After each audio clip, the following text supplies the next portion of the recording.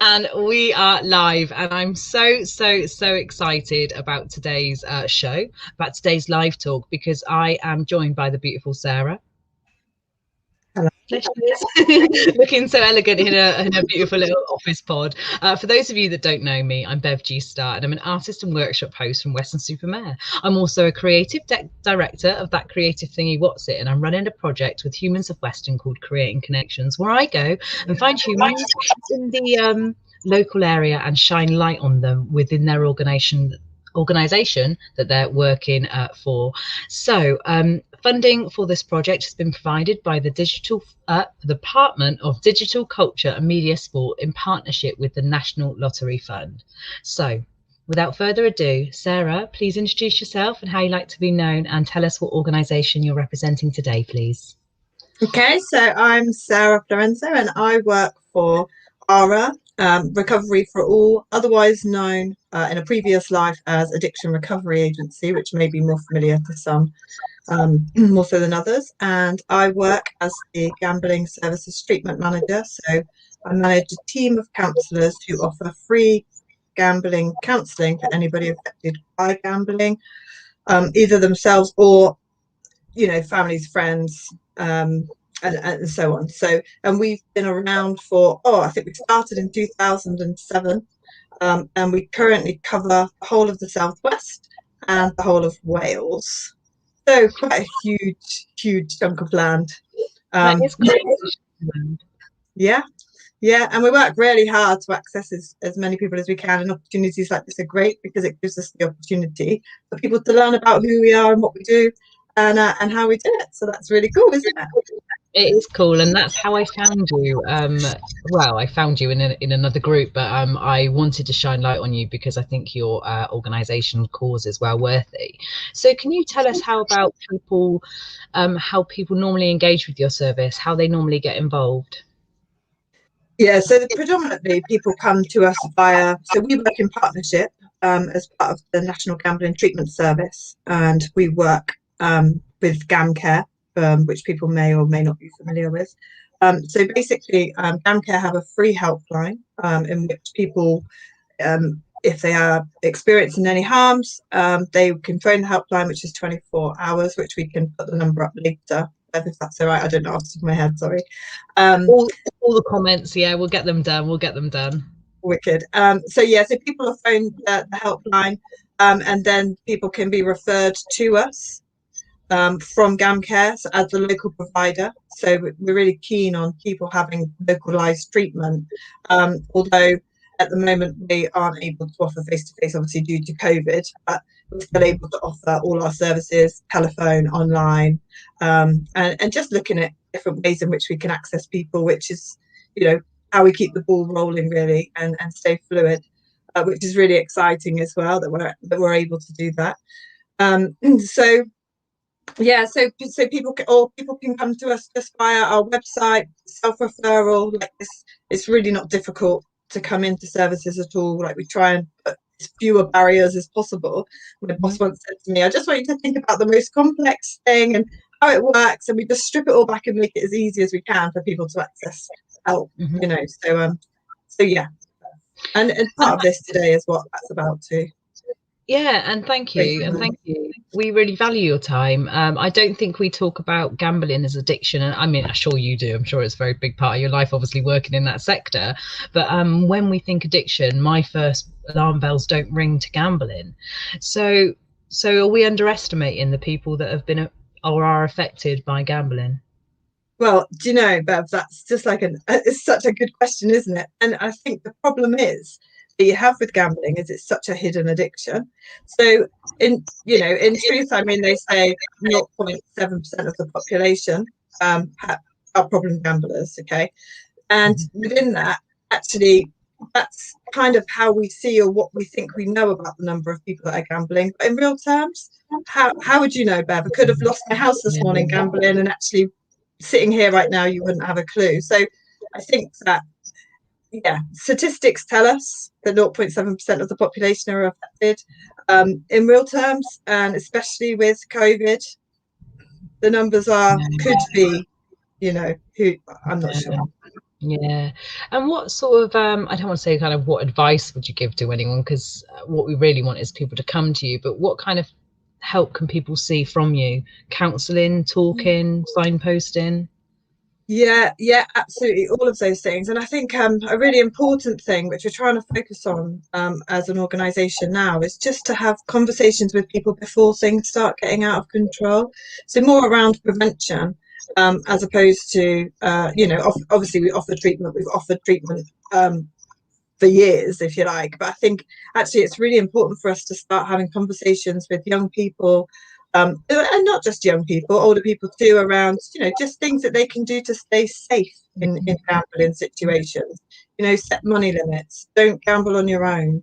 And we do have some resources on our website, which can help people. We have a gambling toolkit which people can see, which they can just take some advice from and apply it to themselves to keep themselves in a good position as far as gambling goes. And if it doesn't, then, just to reach out for help. And it doesn't, I mean, treatment, I think, is a scary term for people. And I think actually we look more towards having conversations with people, posting them. I mean, there's lots of things out there to protect people from gambling harms, in terms of there's blocking websites, self-exclusion.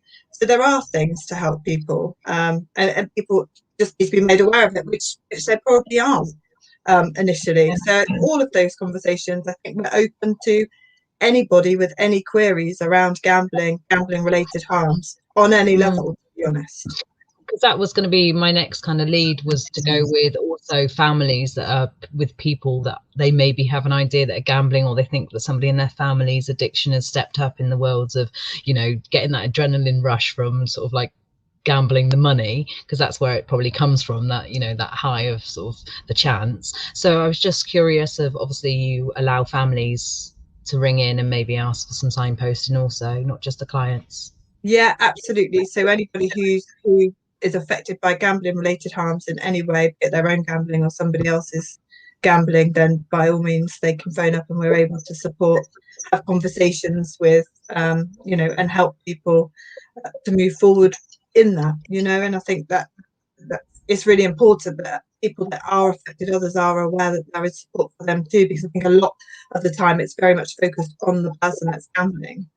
But as we know in these situations, I think it's like, I think for every problem gambler, the average is 7 to 9 people that are affected. So, I mean, you're talking massive amounts of people in real terms. So, yeah, definitely here to have those conversations with people.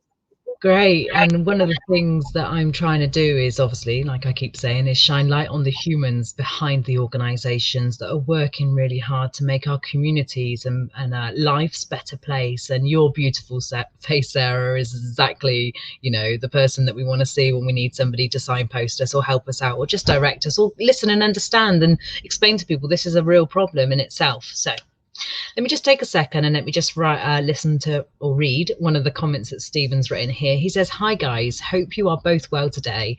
ARA, I've said it right, haven't I?" Yeah. Just checking. Are such an important support for people trying to rebuild their lives after addiction. Thank you all for all you do, Sarah, and no doubt your team also. So again, to pick on what Stephen said, it is about rebuilding your life after identifying such a downfall, the problem. Is that what you say? That is that? Yeah. Oh, absolutely. Such an important part. And I think, of what stops most people in achieving what they want to achieve is thinking that they can. So the biggest problem is they think they can't. So when they start believing that they can, and there's support for them to be able to make different choices or different understanding and how things move forward, then people can do anything. And it must be harder nowadays. I don't know how many years you've been in the industry or the sector of looking after people, but with online gambling, that must be even harder. So how did COVID affect you guys with your interaction with your clients? Was it harder, easier? What was it? Yeah, so luckily our team are extremely dynamic. So we were really lucky that things shifted really quickly from being in the office doing face-to-face counselling to being at home and working on the phone. So that happened. We had no break in being able to offer services, which was brilliant. So we've kept the ball rolling. Interestingly, when lockdown first happened, we actually had quite a drop in the number of people coming to see us. And I think probably just because the whole world's gone, oh my goodness, what's happening? I can't leave my house. So I think that actually people have different priorities then. And then after that, things have gradually picked up. And I think gambling will definitely be used by people as a coping mechanism to manage COVID, their anxieties, how they feel, not being able to leave their house, just a form of entertainment. I mean, I had a conversation with a lad the other day, and he was like, oh, my parents have started gambling a couple of times a week, not problematically, but just for something to do, because actually nobody can do anything. So, of course, online gambling fills in perfectly for people that are just at home and not able to do things. So I think it's hard to imagine what the effect of COVID is going to have at the moment, because until COVID's sort of passed and life's more back to normal, I don't think we'll really see the number of people reaching out for help until that point, because right now it serves a purpose to them in terms of using gambling as a coping mechanism, if you like, for COVID in itself. So yeah, so it'll be interesting. I'll come back in a couple of years' time, Bev, give you an update on what that looks like. Yeah, do. Well, hopefully what we're hoping people to do is reach out and sort of get involved with the service, really. So hopefully numbers will be low. Let us know, and we'll, maybe data will peak every now and again, and we'll assess it when it's time. But thank you, Sarah, that's beautiful. Rachel just says hi there for us, and we know Rachel from our combat sad, so hi Rach. Can you just tell me how, I know you spoke at the beginning about people engaging, but how now going forward are you encouraging people to engage? We're going to write some links. Was it phone number, website, social media? What we covering? Yeah, all of that. We cover all of that. I'll send you over the information for all of our social media and links. And moving forward, how do we see things? Was that what you said? Well, it was just how do people engage more, really, but I think we covered it at the beginning. But before we do wind down today's talk, how do people engage? Yeah, absolutely. So we'll put ARA's phone number up so people can phone us directly, helpline number up, which is really important. Our website, people can engage with us through our website. That's a really easy thing to do. I mean, there's nothing complicated about that. And and any way they want to. Social media, we have a Facebook page, we have an Instagram page, we have a Twitter page, so more than happy for anybody to get to us. It's all the doors are open. All the doors are open. Just got to get us to walk through. I understand, and it's easy. And it, people think that the first step is it is easy, but sometimes it's actually quite the hardest thing to do, is make the initial first bit of contact and step through the door. Yeah. Here's the keys. And we do have a youth outreach project that we run as well, which is more preventative as opposed to the treatment side of things. So we have 4 youth outreach workers who go out and educate schools and colleges and professionals that work with young people. So again, that's another avenue. And the workshops everything's completely free. There's not a cost to anything that we offer.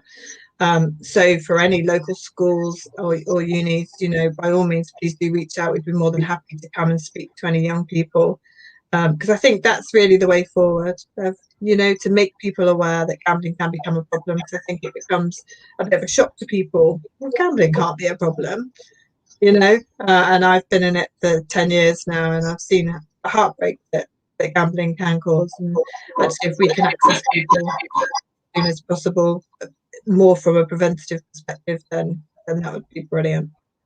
I love that. And again, that's a good connection for our Creating Connections project, where we go around and help organizations learn from each other. So if you are an organization and you're watching this today and you want to get involved with some preventative measures against the future of gamble addiction, can I say that? Was that a full sentence? Who knows? But something along those lines. If you are an organization, get in touch. You'll see Sarah's face and all of the other beautiful people that are no down behind the scenes making great changes messages to our younger generation and more.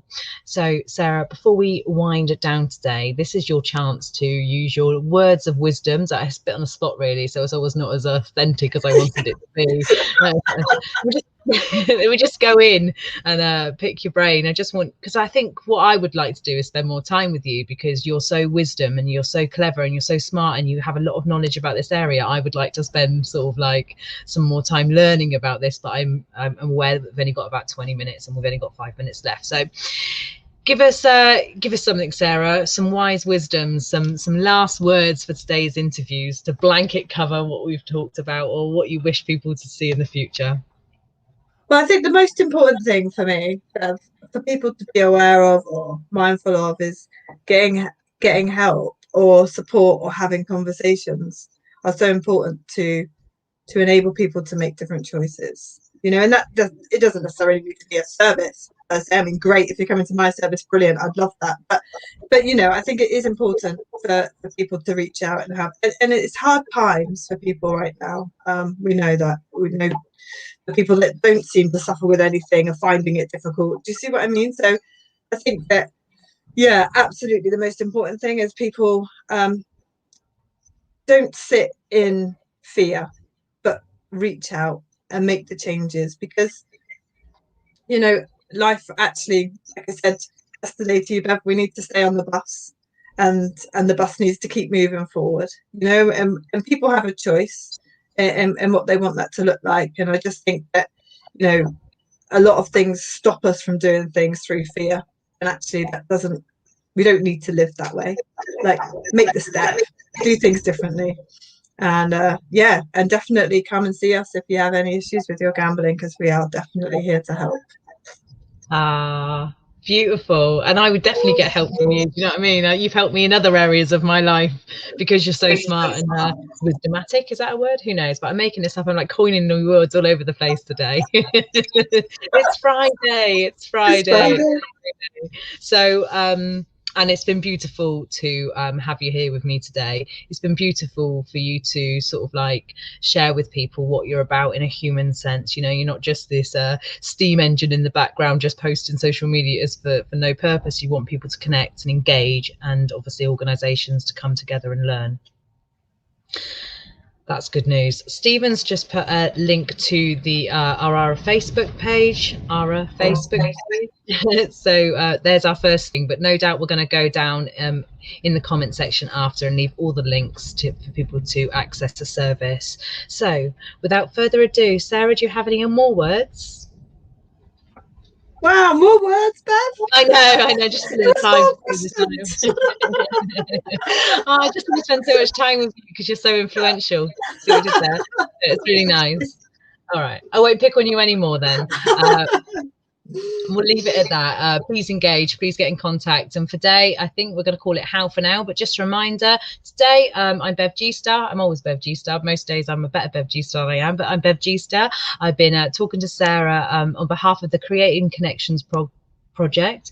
I'm a managing director of that Creative Thingy Wotsit and the creator of Humans of Weston. So thank you all very much for joining and your words of love, wisdom and kindness, Sarah. I believe that's how for now. We're calling it that. Sarah, you stay on so we can have a chat after, and lots of love everybody else. Bye. Bye.